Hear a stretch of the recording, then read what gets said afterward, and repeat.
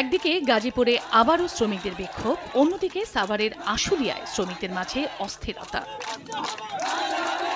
নির্ধারিত সময়ে বেতন দেয়া, হাজিরা বোনাস বাড়ানো, বার্ষিক পাওনা ছুটি ছাঁটাই বন্ধ সহ 4 দফা দাবিতে বুধবার সকালে চন্দ্রা নবীনগর মহাসড়ক অবরোধ করে বিক্ষোভ করেন বেক্সিমকো ইন্ডাস্ট্রিয়াল পার্কের শ্রমিকরা। এছাড়া নোটিশ না দিয়ে কারখানা বন্ধ করার প্রতিবাদে ও বেতন বাড়ানোর দাবি সহ 18 দফা দাবি নিয়ে গাজীপুর মহানগরের বাংলাবাজার এলাকায় পার্টেক্স বেভারেজ লিমিটেডের শ্রমিকরা নেমে আসেন রাস্তায়। কেন 30 বছর কাজ করলেও 6000 টাকা বেতন, 1 টাকা বেতন মানে না। আমাদের হচ্ছে ন্যায্য বেতন আমরা পাই না, এর জন্যই আন্দোলনে আমরা নামছি।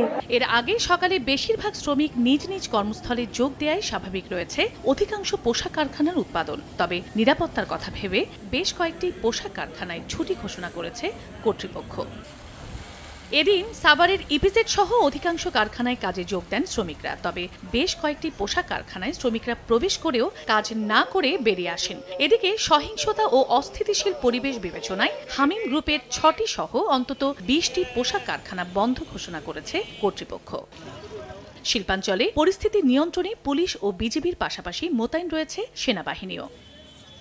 চন্দ্রা বিশ্বাস, ববি, সময় সংবাদ।